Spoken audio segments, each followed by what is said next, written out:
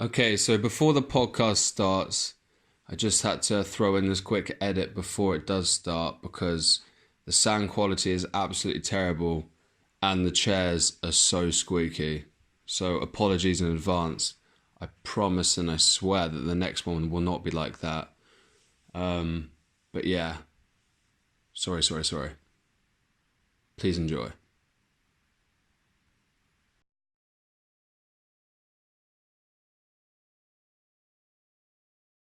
Episode 1. Episode 1. With my friend. James Cullingford. Guest number 1. A good friend of mine for 15, 16 years. I think less than that. Damn. I think it's been like... I was giving you a bit of a... Yeah, I think it's actually only been like 6 years. Maybe a bit Don't know more. what you're talking about. Okay. I'm going to go just straight into the podcast because I've been dying to ask you and tell you this little story in question. Yeah. We're looking forward Because to of it. something that happened yesterday. Yeah. Are you ready? I am ready. So, I go into a Love Box, Yeah. big festival in London. Never been there before. Like kind of dancey and kind of a rap vibe. Not usually my thing. But, you know, I tried it. It's good. But on the way there was loads of huts. And Lewis, a friend of ours who is like, I don't know what even identifies as, but it's like LGBTQ Z379 chair. 9 chair. There's a big tent over there and it's a safe space for those types of people that identify as that. Yeah. And women. And women. So we all walk over there. Everyone's allowed in. And I walk up there and the woman says, what is your gender and what is your identity? I was like, I'm a straight white guy. Yeah. She's like, you can't come in. Really? I'm like, that's interesting. That is interesting. It's very interesting. So did everyone else go in? Yeah, but Abby didn't. Oh, okay. Abby, by the way, is Another friend of ours. a queer, which is a good friend of ours. That's what she identifies as queer. Yeah. But I just found that really interesting. And then I kind of laughed it off and then I walked away. And the other guys followed and Lewis came with us. And I was asking Abby about it. I was like, do you not think that was kind of ironic that the whole problem with being discriminated for so long and then you're not letting someone in based on their gender or ethnicity? Yeah. That seemed really strange. And she's like, yeah, but it's not. It's because those guys have been, you know, like tormented and segregated and had a lot of abuse their whole lives and that's their safe space. And I was like, this is interesting because I don't know how I feel. Like, I'm like, in one hand, I'm like, I feel, wow, that's like not the right way to go about it. Maybe you can have this space for everyone, but then it wouldn't really work. No. But then at the same time, to say that you can't come in based on your gender or your identity is kind of like, well, that's the reason that this has become a problem in the first place. How is that the solution?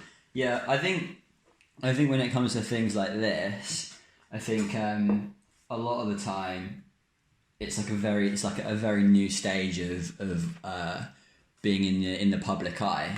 So I think having safe spaces like that is like a good thing for those people because of the things that they've gone through and how different they're seen in other people's eyes. So I think it's a natural path that things like that would take because, you know, like if you were gay, like 50 years ago, like how difficult it would have been then. Like you would have loved to have a safe space where you can go and be with people that are just like you and have conversations with like-minded people. Yeah. Like, you would love that kind of thing. But I also get the fact like... Because I was talking to Abby and 2 of her friends and Lewis. So it was 4 kind of versus 1, but I was just trying to understand it better. So I'd ask them the questions. I was like, guys, is this the right way to do it? And you know, one of the guys was kind of quiet, but like, I've been bullied and I've had all this problem my whole life. I'm like, yeah, like I can't say obviously, you know, I've had problems as well, but I can't put myself in the shoes of those people that have been through that, and I never will be able to. But what my point, they came back to say like, oh yeah, but you would never understand. You're a white guy, white privilege, the same kind of things. It's like, okay, well, obviously there is privilege to a certain extent, but you know, we're all human, we all go through troubles. Yeah. Maybe mine aren't as hard as in that regard. Maybe they are harder in other things. Yeah, but yeah, a gender wasn't really, or that identity wasn't really a problem. But if we say no in those certain circumstances, like Abby said to me that Lewis has even used that when he's drunk or something in a situation where someone's addressed him by something wrong, and he'll use it, and then afterwards he walks away and he says, oh, I shouldn't have done that. But it's really? Wow. So there's like that power bit to it as well. It's like a bit of an escape thing to use, like a distraction. And it's group mentality. It's like the tribe group mentality. Like, this is what we are, and you know, like, and to say, you know, like this, it's such a like low blow, like the white privilege, white man, because a woman could go in there that was straight. Yeah. The woman can go in it straight. Yeah. I mean, like, I don't understand. I'm not really that familiar with the differences there. Yeah, I think as like a male, as a white male, for example, like we're talking about, it is very difficult for us to be able to put ourselves in shoes of people that go through these things. Like, for example, if you're a female, like, we don't know what it's like to go through the stuff that they go through, especially when it comes to like male predators that are incredibly aggressive towards females. That's something that we'll never really fully understand. So I think there's to me there's a wide range of things that humans like to they will identify themselves with. And that will get like more popular or more in the public eye, and there's always going to be people that are going to be resistant to that, always going to be people that don't understand it, therefore find it scary, or and the only way they know to deal with it is to be aggressive towards those people. And I agree with you. I don't think it's the right way of going about things. Like, I think everyone should have a safe space. Like, everyone should be able to have an opportunity to go to a place where they feel safe. But it's a good point to put, like, to say, you know, I can't put myself in their shoes. Yeah. It's good, but then it's like, it's almost as if that's what someone in that position is doing, because they're like, to assume that someone that, you know, the white privilege thing, to assume that someone's had all this privilege their whole life. Yeah. You're assuming their life story based on just what they look like and how they'd be, you know, because they're white. Yeah. I mean, where'd you draw the line? Yeah, I know. And I just think it's just a natural thing that we do as humans, is you have your own problems, you have your own things that are going on, and it's very easy for you to forget about what's going on in that other person that you're having an alteration with. Yeah. And it's very easy for you to become narrow-minded in a way where you don't look at the bigger picture of the two people, or, like, for example, with you, the 1 against 4. You don't know what's going on in everyone's life, and you only know if you actually talk about it. Yeah. But obviously we don't have that time always with everyone. No. We know only the people that are closest to you, and sometimes that doesn't even happen. Yeah. But then everyone just assumes that because you're part of that, you're a queer, or you're a white guy, or a black woman or something. It's like, okay, you're part of that team, so therefore you fall under all of those, that hatred, you fall under all those guidelines, and you have all that privilege because of that. But it's not as simple as that. You know? No, it's not. And I think that we are at that stage where we are understanding loads of these different parts of our psychology that create backlash with people that aren't used to that kind of thinking, that kind of ways of life. And so, like, obviously, that my ideal world will be that one where everyone is equal and everyone talks about everything that they want to talk about. Like, that everyone can be super open about what's on their mind and the things that they've gone through, and everyone will be just as happy to share experiences with them. But we're not at that stage yet. We're nowhere near it, really. We're just at the beginning of understanding that kind of sharing social side of life, where you can let your defences down and you can actually have the conversations like we're having now about these kinds of things. Like, it's like the same with you. It's like, it's good that you could have that opportunity to talk with people that have actually gone through that kind of thing. But it was so difficult at the same time, because I was like, I could see they were all really uncomfortable with it, and I could see that it was really uncomfortable for them to discuss the topic. But I was standing there, you know, with four people against what I was saying, but I was like, guys, this isn't necessarily what I believe, but by talking about it, we can understand it better. Yeah. And by expressing this opinion versus this opinion, now we get to understand. We can't just say this is that, and then there we go. Yeah. Like, this is how we learn. We discuss these topics, and this is what makes us better as humans. Yeah. And I think like one of the things which has always been a bit of a problem with your personality is that it sometimes for the arrogant cunt. Like it comes across as you might be attacking them, but you're not attacking them. I tried to say that, but I tried to be. I'm not always confident. I tried to be confident. I tried to be forward thinking, and I tried to discuss things without. If someone is uncomfortable, you can see it. Yeah, of course. But it's about trying to be like, look, I'm not trying to. You know, I don't want to make you feel uncomfortable, and if I do, we don't have to discuss it. Yeah. But it's great that we can discuss it, and if we do discuss it, we will learn from each other. Yeah. Maybe you take something from what I say, maybe I take something from what you say. Hopefully you do. Yeah. And I think that's what's the most important part about it, is that you do have that, like maybe that's what those kind of safe spaces are good for. Like, it does create that conversation where you can kind of stand in the middle. But you see, that safe space there was one community. Yeah. Right? If I could have gone in there and spoken to everyone, we might have been like, okay, well, this isn't what I thought. Maybe I would have converted everyone. I don't know. Yeah. But it's so difficult because it wouldn't be a safe space. Because I'm a white privileged man. It wouldn't be, exactly. It wouldn't be a safe space if you could go in there, because you'd terrorise everyone. No, I would discuss. No, I know. But that's what I'm saying, is that the people letting people in don't know who you are. It goes back to that. They don't know who you are. They don't know what you've been through. They don't know that you're open about these kind of things and not going to attack people. Well, that's the thing. It's the assumption that because, you know, it's a white guy, then I'm going to be that 15-year-old guy that bullied them at school. It's like that's not what it's about, because you know white guys get bullied as well. Obviously not. Well, you would assume not as much as someone that is identifying or coming out as something that they don't understand, and I get that. It's a different kind of suffering, but everyone has a suffering. And I'm not doubting that, you know, obviously there is probably more suffering going on in people that are not understanding their sexuality growing up, or not sure what they identify with. Like there's going to be a lot of suffering there, and people. It's easy to pick on someone that is dressing different or looking different or confused with something like that. And I'm not trying to say I can sympathise with that, because I probably definitely haven't felt that kind of animosity towards me. No. But I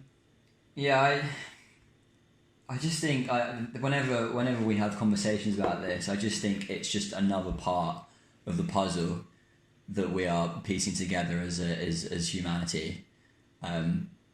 We're just trying to work out what works and what doesn't work, and sometimes things don't work, and sometimes these things aren't the best solution for the problems that are going on, because they like for you could say that, like the point that you were using, that it kind of is a bit of hypocrisy against the fact that they want a safe space, but it can be kind of seen as segregating other people, and you know, we don't want that. We want a safe space for everyone, but we are so complicated psychologically that it's just like it is. We don't know what people are like.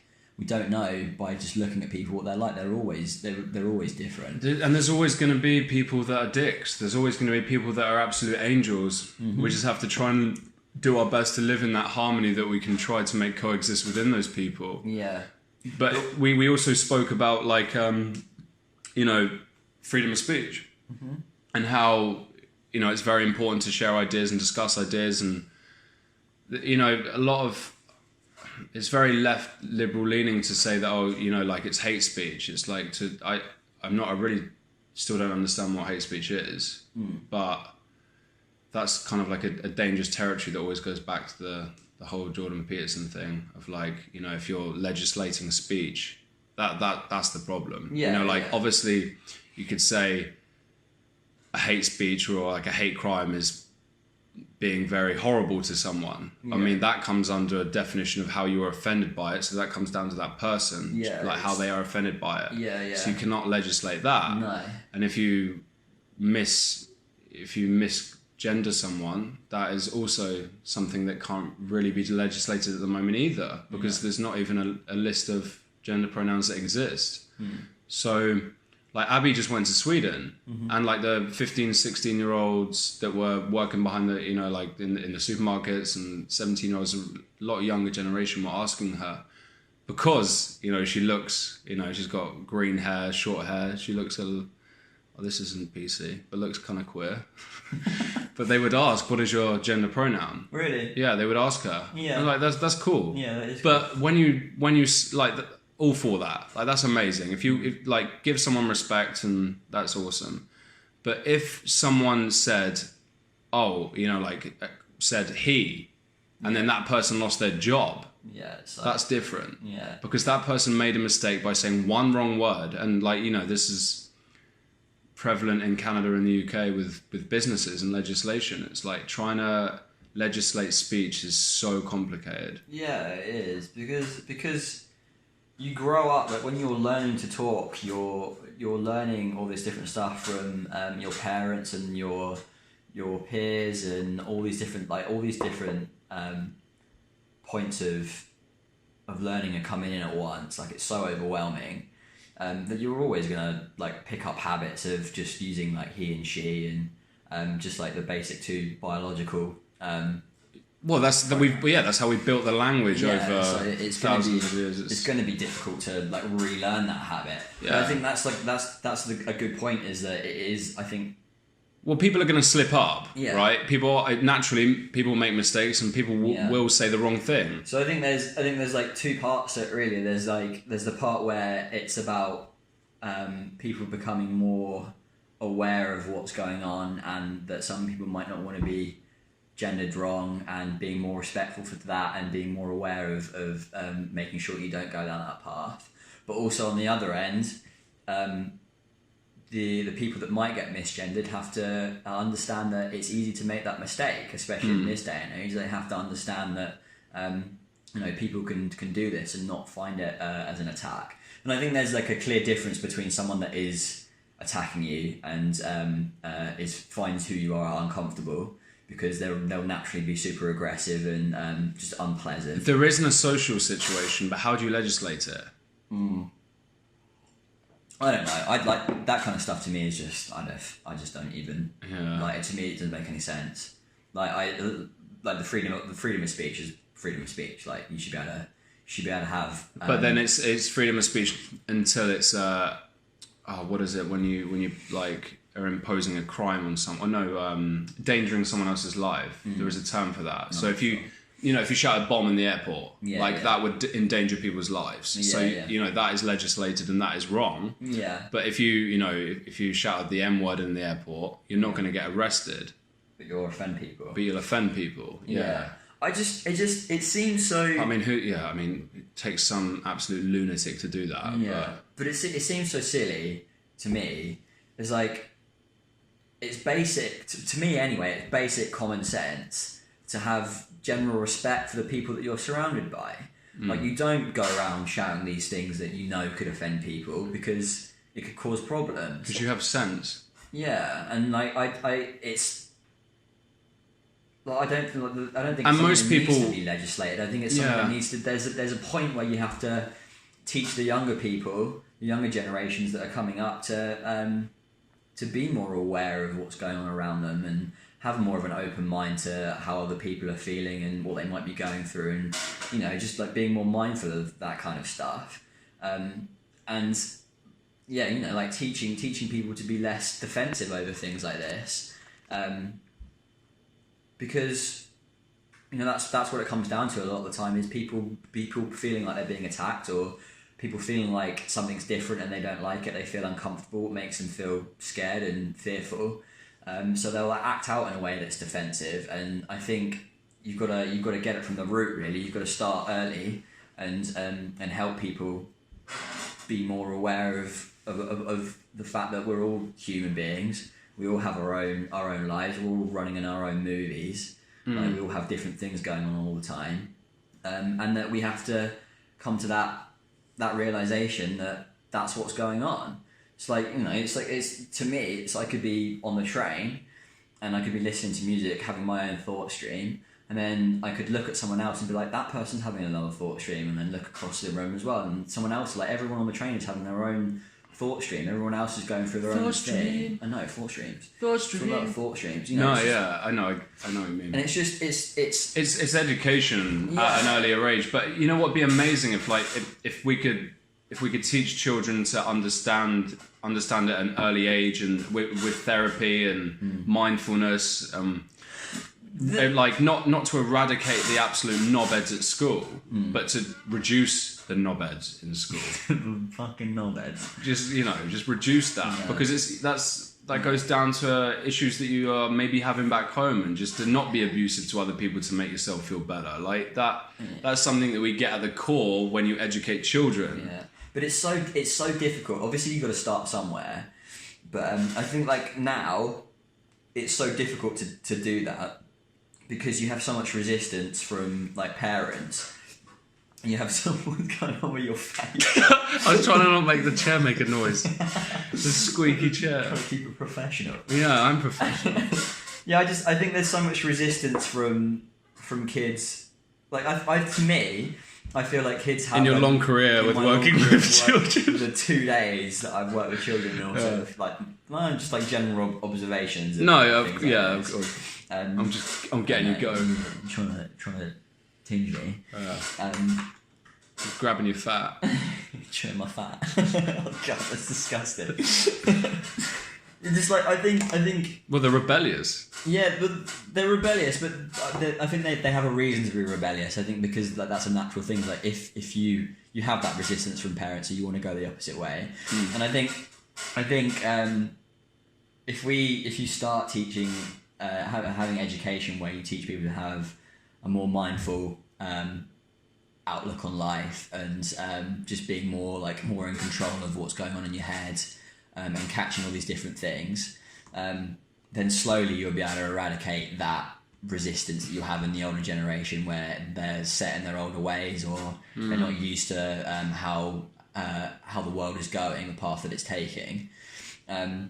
And I think that would play a big part in acceptance of everyone. I can't. Yeah, like it will always be impossible to eradicate those people that want to abuse other people. Yeah. But obviously, you can work towards making people better people. Like you can't just say, "Oh yeah, people are always going to be dicks," but you can definitely take steps. But I think the steps have to be taken so early on. Like, can you imagine what children would be like to grow up as adults if they were taught like meditation at school or something similar? So, like the things you get taught at school when you come out of school, like imagine you had like even half an hour to 1 hour of therapy a week or something to understand. You never taught how to deal with thought, emotion. Diet is brushed upon for probably about 10 minutes a year. And then you go to the cafeteria and eat some shitty food anyway. Twizzlers. Oh yeah. Showing your age. You're older than me. Yes, I am. It's just so difficult. That it's so complicated at this point, and I think that it is going in the right way. I think we are getting to that point where people are being way more open about these kind of conversations, and looking at how we can approach it. And like going back to being in school, like it would have been amazing for me if I had that once a week of a half an hour to an hour therapy, or 10 minutes a day of sitting down and just listening to what's going on in your head, because I was a super emotional kid. Like I would always have problems. Like most kids are emotional. I mean, you put 100 people in a cage, and then they're going through puberty, and they're surrounded by women and other guys that are taking the piss out of each other and bullying other people. It's no surprise that you come out with kids that are a bit fucked up. Yeah, and like you have the stress. There's minimal support. offered. Like all of that are piled on top of you. It's just there's no like safety net to help you deal with that kind of stuff. Yeah. And I think that would like help a lot of people. Yeah. And I think we are going that way now, where it's like, we need to start looking at how we can help these people deal with these kind of things. It's the most important thing, and it's like the problem with mental health that people come out with, after school they come out with problems. It's so prevalent when you're 17 to 21, 22, 23 in your early 20s. It's so prevalent now, especially, that it's only a matter of time until we actually indoctrinate that into the curriculum. Yeah. Because it's like, not only is it the worst possible thing that a human can go through, but it's also a hindrance on the economy. And when something is a hindrance on the economy, it's like, okay, well, now we can, if we put some money into it, maybe we can save money, because people are claiming benefits or they're not working because of mental health issues. Work out in the long run. Yeah. So it's like, okay, well, now we are understanding it's an issue. Why is it an issue? How can we tackle it? Yeah. Like just to, if you said to some, kids that are 14, 15, like year 9, year 10, and they're going through some shit, and you just said, look, talk to me about it. Just, like you in a room, 1-to-1, just let's talk about it. Someone that's not going to exchange that information to anyone else, and just like, okay, John has got this fucked up dad that's hitting him and shit. Like this kid is going through some hard times. He's got no one to talk to. He can't confide in his friends. He doesn't have any friends. No. And he's trying to get through a really hard time anyway, because he's got his GCSEs coming up. Imagine he had someone that was just like, okay, I'm going to listen. Yeah. That weight would be lifted. Okay, John, write down your thoughts. Yeah. Let's see how we can change these thoughts. Let's see if we can make this better. Maybe we can see how we can improve your family situation. Yeah. Like little things like that. How long would that take? No. 10 minutes? No, it wouldn't take long at all. Yeah. John, meditate. John, eat healthy. John, you got this. But then, John, you got this. Come on, John. John, you can make it through this. It's just so, like, it just always goes back to the point we are now, that it's so difficult to make changes in that way, because we're, like, as humans, like, it is very difficult for you to accept things like that, and we have these systems in place that are so strongly there that it's difficult to implement it more. But obviously, like, there are schools that have therapy and have those kind of systems in place to help kids that are struggling. Yeah. But I think the school I worked at, it did have that, but those kids were, autistic or dyslexic, dyspraxic. Yeah. They had mental health issues, but it isn't usually addressed in the mainstream school, because they're not identified as having a disability, which is kind of crazy, because it would be, these kids have a disability and we'll address that, but the kids in the mainstream have no issue. That is ridiculous. Of course they have issues. Just because you're not dyslexic doesn't mean they're not going through some shit at home. Yeah. Yeah. I think it goes back to funding, and it goes back to how much it will cost to have that in place, and just this old-fashioned curriculum that we have in place for children. It's like, okay, they go to school and they learn these 5 or 6 subjects a day for 1 hour. But, times are changing, and I think we'll see a different curriculum that is adapted to the difference that.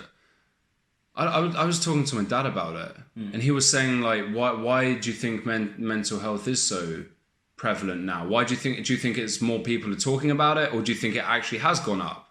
Yeah, and it's a really interesting. I think it's a mixture of both. Yeah, really. Me too. I think the fact that, like, the world is pretty fucked up.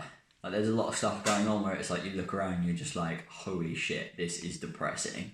Like, especially with climate and the fact that as humans and with the media, like, they like to look at end of world scenarios and make things look like there's no hope. So it's very easy to fall down that hole. It's the negative part of having the access to all the information that you could ever want. Yeah. Like that, like the internet has been an incredible thing, but at the same time, it's like, okay, well, now we have, a news article will flash up on your phone. 50 years ago, if there was a terrorist attack or bombing or something really bad was happening in the world, you probably wouldn't find out for a day or two or something, but like, or in the newspaper the next day. But now you get it all. It's like, okay, this is happening, and unfortunately, all of those news articles seem to be negative, because that's what we attach to, and that's what we want, because we click on that. We Why is that? No. Why do we gravitate towards negative feedback?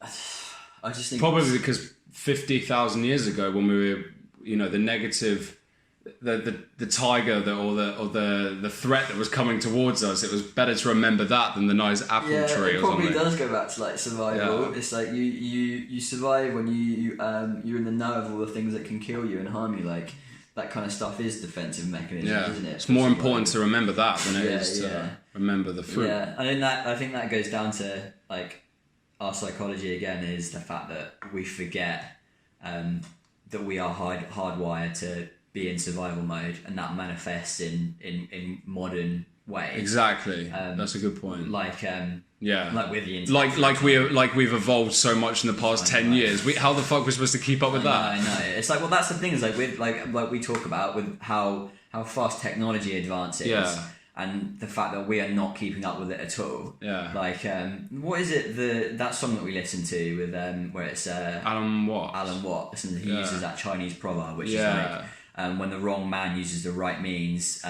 it doesn't work, or something like that. Yeah. That's like so insightful, Yeah. But like, it makes sense though. It's like it makes sense. Like, fucking Alan Watts over here. I know. Like with the internet, for example, you can use that. Like, the internet is an absolutely amazing thing. Yeah. Like, it just opens up so many opportunities for us. It's a tool. Yeah. You can kill someone with a hammer, or you can build a shed. But it's being used in the wrong way. Build a shed, that's what you could do. I'm just completely ignoring what you said then. Just agreed with it. But it's just like you can, like, it can be used in a fantastic way. It can be used in such a positive way, but it's so easy for people to go onto YouTube and create a fake name and just shit on everyone. That you want to do it, because it gives you like dopamine rushes. But name something that hasn't been invented that doesn't have both negative and positive outcome from it. There's always that yin and yang balance of everything that we've really created. I think in life in general, but we always look at the negative and try and change it. But I think in a lot of aspects, it's just kind of often inevitable. We have to accept that comes with that. Yeah, and we often... We make the life easier. Yeah. We build the car, but we pollute the world. We get to work faster. We have more access, but we kill more people on the road. We have car accidents. That comes with it. To make it easier. It's a natural part of like development, isn't it? Yeah. Really? So there's always going to be things that are side effects of things that we create. Yeah. But and some things are bigger than others. Yeah. Like taking the stairs or taking the lift. Yeah. You get fat by taking the lift if you keep taking the lift. But it's harder to take the hardest stairs. You're fat. Yeah. Hashtag chew the fat. I don't think I've ever heard you use a hashtag before. No, I don't think I have either. Oh my god, this chair's so squeaky. Yeah, I don't know. You've broken it. I was gonna fucking say something. Yeah, it's inevitable to have that, but I think just again, like one of the things that we talk about that you can also link it to it is that we talk about goals. Like you have like a big goal. No, goal, something that you aim for, like a big goal, and it's very easy to get locked onto that big goal, and if it's not working out, you create a negative mindset where you're like, why the fuck is this not working out? Why am I not reaching this goal? But then when you break it down and you're like, okay, this is the next little stepping stone that I can take, and the next one, and the next one, and the next one, you're able to like easily digest the things that are going on and kind of adapt to those things. And I think it's the same thing with like with psychology and technology and all these different things. It's like it's just a natural part of being aware of this kind of stuff and like taking it all in and like just standing in the middle of everything that's going on and just like picking and choosing the things that work and just moving on from the things that don't work. But, the first step is to identify the problem. Yeah. And then once you've identified the problem, you can say, okay, well, how can we change this? And it's like, okay, let's change it by doing this. But I think just in the UK, it just seems so slow, especially in the past few years about doing things like that. It's so slow in education, and it's so slow to keep up with other countries that do that kind of thing. Yeah. Again, I think it's because the UK, especially with the older generation, are locked into a certain way of thinking. Like especially like my parents, for example, their mum and dad, or like my grandma, like they came from the war, so they were like, we have to be a certain way, like the survival. And then there was like a big boom of absolutely being able to enjoy everything. So there's like it goes from like one end to like absolutely like trying to survive, and then to having absolutely everything. So there was no in between. And now it's just like us. So and true. Like, and it's just like you. Like how many times have you gone for a meal at your grandparents' house and it's like, oh no, you have to keep eating, and they just eat everything. Like, but now it's like, oh no, don't eat if you don't want it, or like now we understand nutrition so much more. It's crazy the difference between like when I go, you know, when I saw my grandparents and the things that they thought were healthy, it was unbelievable. It's mental. And then they were just microwaving all this disgusting stuff, and in their cupboards was shit that had got expired 30 years ago, or maybe back in the Tudor times. And they just, you know, obviously I say to them that I do keto, and they just have absolutely... I bet they just don't even understand. Well, I mean, it's hard to explain to someone that's our generation, you know. Yeah, like, so it's going to be even harder for their generation. Yeah, and, you know, if my granddad said to my grandma, like, oh yeah, Alex, she's cooking a bacon and butter, like it was gonna offend me or make me like, oh, Grandma, what are you doing? I was like, no, I do that, Granddad. That's how I cook my bacon. I need, yeah, it's so crazy. Yeah. It's because of like the facade of nutrition and dieting through the media, and how it's like low fat or like low calorie or like counting calories or 5 a day, like all this bullshit that's just been advertised. Just be like, oh yeah, that'll make you lose weight. Yeah, it's crazy. I think it's obviously a mixture between like actually wanting to do the right thing and actually try and put out the right information, and also the conflict of making money. And I think again we're at that point now where there's so much stuff out there, especially on the internet, of people that do live multiple healthy lifestyles, where they have all these different diets that are good for you, like so that information is out there, but it's like it's so difficult. You have to go out and you've got to tailor it to you as well, you know. And I think it's like that's the other thing, is like we like to take shortcuts. We like to make it quick and easy for us, and to get that quick release of like, oh, I'm eating healthy, this is making me feel good, like I feel like I'm a good person right now, when in reality it takes a lot more effort than that to find something that makes you feel really good all the time, and that balance of a good lifestyle.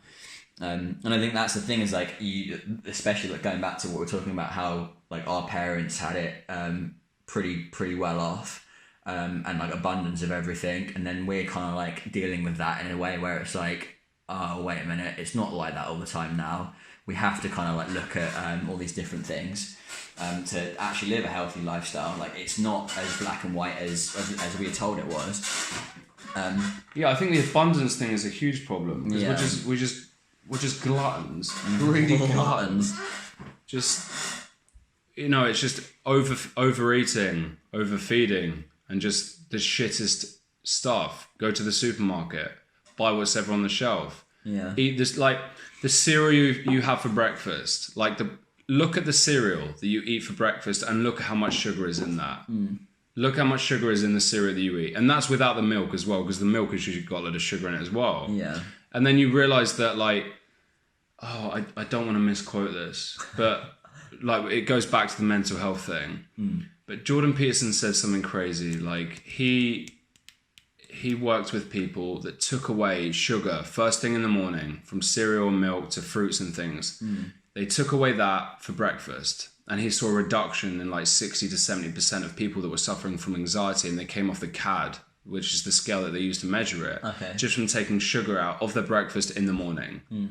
Is that what the fuck? What's that? Crazy, isn't it? Like, okay, so why don't we look at that more? Like what's going on there? It's like this. The link is unbelievable, but not spoken about enough. The gut, the brain, and what you eat, what you put in.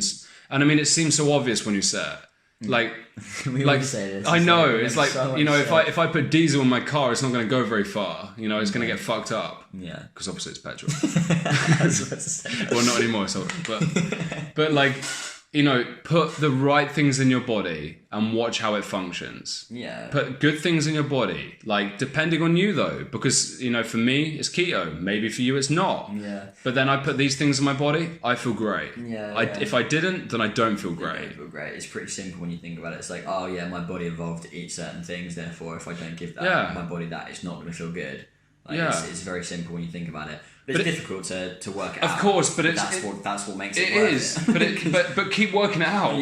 Keep like trying new things, try new diets. See, like eat loads of greens, eat loads of vegetables, eat loads of meat. See what's working for you and what's not. Yeah. That like the food pyramid. Turn that motherfucker upside down. Like what's that? Upside down. Just like 1.5 years ago when someone told me about keto, I was like, what? You're mental. What are you even talking about? How can you eat loads of fat and and if people don't even know what this is, it's high fat, really low protein, and like basically no sugar or carbohydrates. But how, like in my head, it was like, how does that make sense? Like, how can you eat loads of bacon? How can you eat loads of meat? How can you eat loads of fat? And how can you lose weight for one, but actually feel better? That was what was like, you can feel better. You can feel better? You can feel better by eating loads of fat? That's crazy. Well, I want to feel better. So, I think tried it like, and I was like, fuck, this is amazing. It feel worked great. out very well. Yeah. But I think like the way that you reacted is how most people react because they have been told that there is a certain way to be healthy. It's the education. So, yeah. You'd like to make toast? So, it's just like, fucking, that's completely lost my train of thought now. What, the toast? The toast. Well, make a toast then. I don't want to make a toast. Well, the education of how... Carbs in it, Alex. Oh, no carbs or marbs. Yeah, the education of diet. Yeah. But, it's to facilitate probably the people that were writing these studies in the first place. Like in the 60s when they put the blame... In the States, they published a paper that put the blame on... Oh, what was it? Was it diabetes? Yeah, it was diabetes. And the fizzy drink companies put the blame on fat. Oh yeah. And it was like, guys, wait a second. I sugar? think it's probably the sugar. Shitloads of sugar that's in the drink. Take a bite of that lard. Just stop drinking that Coca-Cola. But that was in the New York Times. I mean, I don't know how true it is, but it was quoted by the one and only legend himself, Joe Rogan. It only took me less than an hour to quote his name. Yeah, no, I was wondering when he was going to come in. Oh, he's going to come in. I've actually resisted mentioning him a few times. Really? Yeah. Oh, I struggle. I have to do it at least every hour, otherwise I can't sleep. Have you got a shrine to Joe Rogan? Yeah. You do? Yeah, do you remember Hey Arnold? Yeah. Do you remember when Helga had that shrine of Hey Arnold? Yeah, that's what I got with Joe Rogan. It's just a part of DMT and a chakra. What chakra? Just one chakra? Just the special one. The really good one. They're all special, Alex. Oh, sorry. Did you just assume my chakra? I did just assume chakra. So the evaluation of that is... Go on.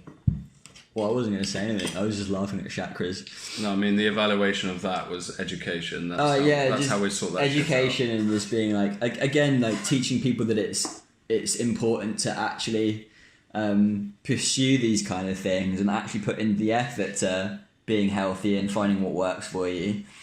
Because we are lazy motherfuckers most of the time. Like, we do like to take the easy route. Yeah, but that's the crazy thing. Don't go for easy. Yeah, that's what I'm saying. Yeah. Don't go for the easy. Go for the hard. But it's difficult again because you like build these habits from when you were younger. So it's just like, I don't want to change that because this is what I've been doing all my life, and it's hard to change habits. But that's when you get all the positive changes, when you actually push against this kind of stuff, and actually do start making those changes that are good for you.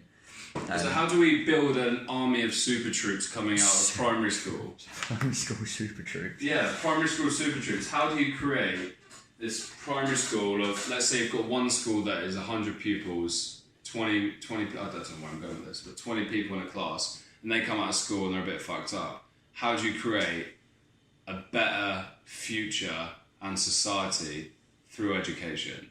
So using education. I think it's education going to be the start. I think it's adding in an extra an extra lesson, an extra subject to study, which would be well-being and general health, well-being studies, and like looking at all these different tools that we can use to be a more balanced human being, and have more control over our thought, and our lives. And just like, I think one of the things that, like, one of the big problems is that you have all this pressure when you're in school to study certain things and go to college and then go to university, and actually be like, like, you can do what you want to do, like, as long as it's productive and doesn't fuck with other people, and like, you enjoy what you're doing, then you can do that. But like, that's not what education is at the moment. It's like, it's pushed in a certain direction to go towards university and then get a job straight out of that. When in like, definitely from our experiences, the T word's coming in right now. I knew it. I could sense the T word was coming in. Oh, it's like, I got a little tingle. is going away and going to different countries and traveling around the world and experiencing all these different cultures and all these different people that all have their own things and all their own ways of doing things. Like meditation, for example, that's not a Western thing, that's an Eastern thing. And that would never have been found if we weren't adventurous people. Like, I feel like we are, like, as human beings, we are adventurous. Like, we have this need to search for different things, Yeah. It's dangerous to close yourself off from the rest of the world and to not, like, all the kids I worked at, don't want to name the school, but so many, obviously it was expensive to go to that school. So a lot of them were very wealthy. Yeah. But with that came the biggest load of arrogance in some of these kids I'd ever seen, and it was like, oh, I wish I could just pick them up and take them to, like, Vietnam or Cambodia and, like, show them these countries where people don't have that much, and they they're not showing off about, they're actually surviving. Yeah, they're surviving and they're happy. Yeah. And it's like, you will quickly realize what is important to you as a human when you put yourself in a situation like that. Yeah. When you're in one of these countries driving in the middle of nowhere and you've got someone, like, in Vietnam, where someone that has been through the war, 20 years ago, one of the worst wars, maybe the worst war that's ever happened, in, definitely dependent on one country, where there was just chemicals dropped for like 18 years to disfigure children, the DNA, and fuck them up for generations. And then you have someone that will come outside of the house and invite you in to have food, to have drink, and you're like, they don't know that I'm not American. Yeah, no. Like, they have no idea, and they'll still invite me in. Yeah.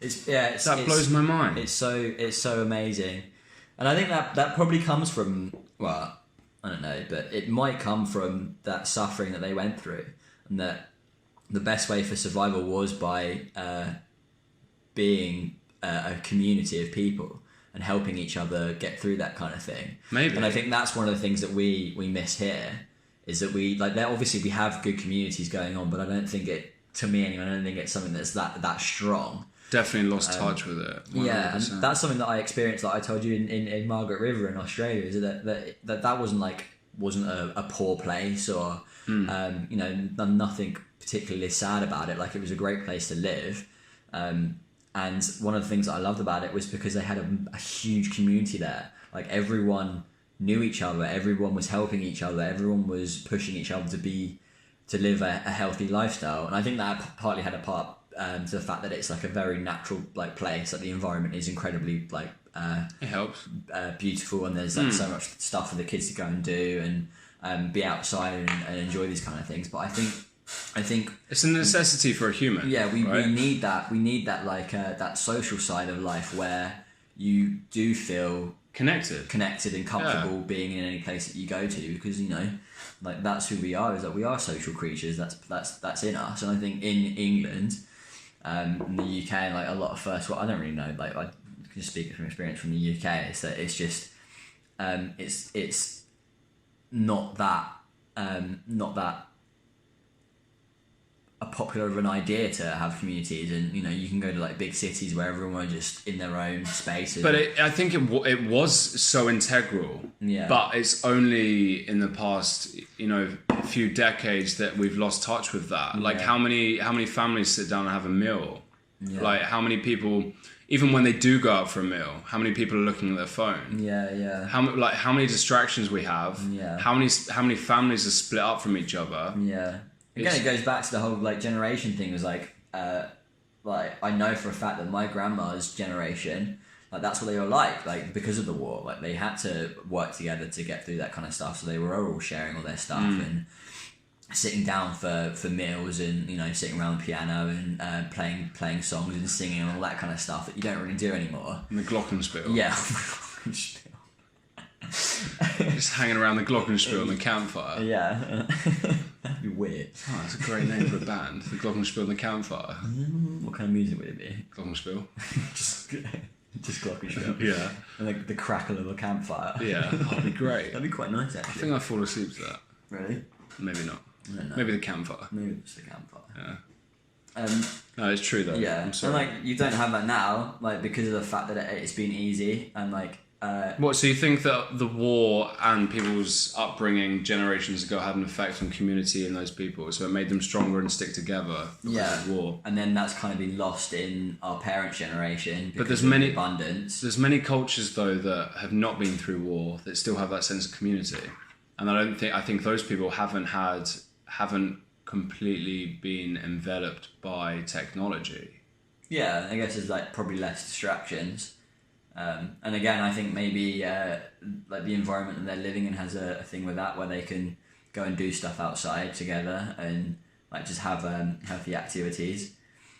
I think technology is probably a big part of it now. Like it's so easy to distract yourself and segregate yourself into your own little world. It's such a difficult formula and it's so complicated because I think it's not just one thing. I think it's like it's not. No. Culture and these other variables that come along with it change those people in different ways. And in different cultures you see different people. Yeah. And in different countries you see different attitudes. Like there are so many weird things that I've seen in people that I can't understand, but I can only put it down to culture. Yeah. I don't know what even is culture. It's upbringing. It's the society. It's like because there's legislation. There's different ways of acting. There's so many different things that change the culture. Yeah. But like Vietnam, nicest people I've ever been with. Same as Myanmar. Like such amazing people. And then when I was in Morocco, I saw people that weren't that nice. Sounds terrible, but people that were really aggressive. People that were just in it for money. What creates that? Is it generations of... Because I said this to my granddad, and I was expecting some ridiculously racist comment, yeah, they're all the same, the bloody lot of them, fuck them all, yeah. But he said it was like, that's their culture, like, why are you surprised? That's what they're like. I was like, well, what do I say to that? Yeah. Is that racist? To say, because obviously they're not all like that, but... A lot of people were very aggressive, were wanting, they wanted money and... An aggressive way of surviving. And I saw lots of people, I met lots of people, and I'm not tarnishing everyone with the same brush, but there was definitely a correlation in the way that people acted. And I never saw... Maybe I've just been privileged with the people in Vietnam and the people I lived with there. White privileged male. I am. Fuck Going me. Back to the very beginning. Yeah, I'm disgusting. Fucking the worst, aren't you? I just think it is important to remember that there are so many different cultures and communities out there that all have their own way of doing things. And I also think it's important to remember that at the basic of human beings, we all have the same emotions, we all have the same feelings, we all have the same set of stuff going on. And you can simplify it more as like everyone wants to be happy. Everyone wants to have that kind of positive lifestyle. Like that's what we want. We want that kind of thing. I think everyone has a way of being good people. I think everyone has that. The majority of people, you can't say it for everyone because it's difficult for that. But I think most cultures do have that all around the world, where they are good people and they are like welcoming and they are accepting of other people. And I think it's important to remember that we are all humans and we do all come from the same place. Yeah. And that is a core part of who we are, and we all share that.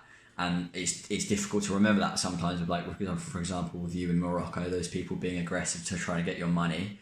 Like, they might have a family at home and they might be the most loving father ever. Like they might just be trying to make that money to put food on the table, and that's just the way that they do that. And it's just it's important to remember that there is a foundation, there is a core to human beings that we share, and it translates across the whole world. But there are layers on top of that filter out. I completely get it. But it's interesting that there are people that, like the people that I met in Morocco, were definitely more well off and financially better than a lot of the people I've met in Asia. Yeah. These are two different cultures where some of these cultures have nothing, literally nothing, and they also need to feed their families, but would treat people in a completely different manner to the people that were in that culture. That was what I was looking at that I found interesting. Yeah, I think that is just down to the area that they're in and they're brought up and the way that things progress. That's what it was normal. It's become competitive. It was one guy that was just very competitive. His friend had to be very competitive, and it just grew out of that. It was a seed that was planted. Look at like natural selection and evolution, like in nature, like that's pretty much what it is. You know, you work out what works, and then you use that to survive. And I think it's the same thing with our psychology as well. It's like you use things that help you survive, and you stick with that because it works. And I think that's like that creates all these different societies and cultures. You know, and I think it's very easy for us to think we're above that, when in reality we're not. We are. No way. We're Not on the same level not as above. everything else on this planet. You know, like we are. And I think we feel entitled because we're intelligent, White put in privilege. quotation marks. And you know, But that's not we're it different. in reality. We're just a little bit different. We have developed in a different way that's allowed us to, you know, create all these wonderful things and be so advanced. The fact that we can have a space station rocketing around the planet. And like do all these fucking crazy things. I thought you were trying to say PlayStation. No. PlayStation. The peak of human technology is playing Simpsons Hit and Run on PlayStation. Well, loads of kids love Fortnite, Jamie, so that's true. Yeah. No, it's true. But then you see in some cultures and some countries, they're just, I don't know. I've met some weird people that are happy just staring at a wall. You know, and then some people that are just like Elon Musk or someone that just needs to progress and just on that crazy wavelength of innovating and creating new ideas. And then you got like just someone in India just staring at a wall that was pretty happy. Absolutely loving it. Yeah, I just walked past them every day and I was like, what are you doing? What are you thinking? And then I was like, well, wait, what am I doing? Why do I have to do all this weird shit and travel and stuff? Why can I not just be the guy that stares at the wall? Yeah, you can if you want to be. Yeah, that's the wonderful thing about it is you can stare at walls if you want to. Yeah, you have complete control over what you want to do. Yeah, and you can stare at a wall and probably be more enlightened than most people because you're happy with staring at that wall. Yeah, that wall must be really interesting to that person. Maybe it's not. Maybe it's just a wall. Maybe it is just a wall. I don't know where we're going with this, but just acceptance of the wall and what is. Just accept the wall for what it is. Yeah. You are one with the wall. Wow. Insightful. That was amazing. Thank you so much. Yeah. I'm full of things like that, you know.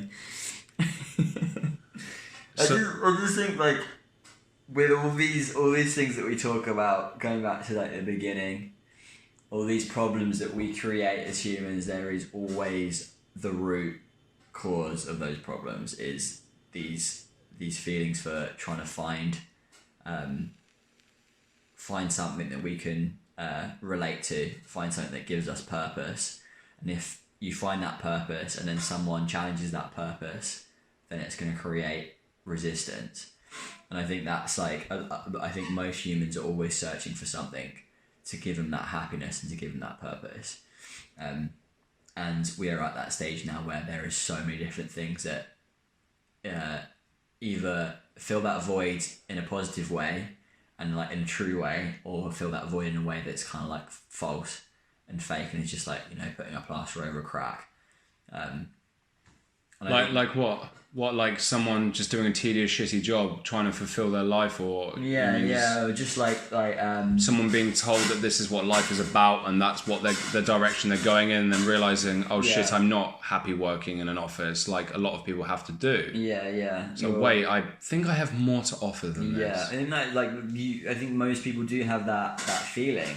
You know, I think they could be doing it, like you said, they could be doing a job in the office that they absolutely hate, and they feel like they want to do something different. But there's a difference between people that do like be like, fuck it, I'm just gonna quit my job and follow something that I've always wanted to do, create a business, go traveling, or just like go stare at a wall. And then there's people that just don't. They just accept the fact that this is what they're gonna do. They don't know anything different. Yeah. And I think there are more and more people realizing that they have more control over their life, and that a lot of the stuff that they're fed is not what reality actually is.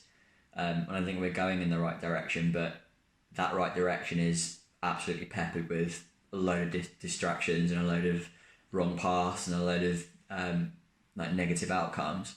And I think it just goes into the way of natural development of how humans are going to turn out. You know, I think it's just a natural part of our path that we're taking.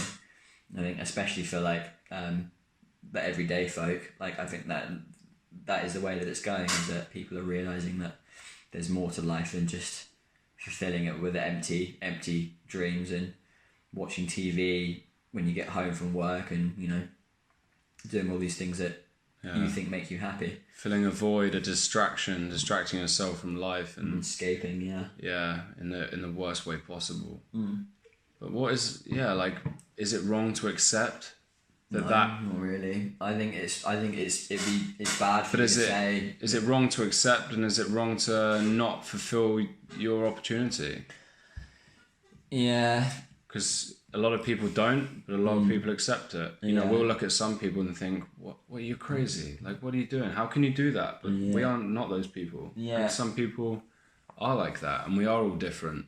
I think the most important thing is freedom of choice, making these realizations yourself, coming to these realizations yourself, but having people out there in the mainstream, in the public eye, that are these kind of people that, you know, like push for that kind of you can do what you want lifestyle, you can make your own dreams come true. I know it's cliche, but you know, that kind of stuff is pretty legit. Like, you can do what you want to do if you really put the effort in.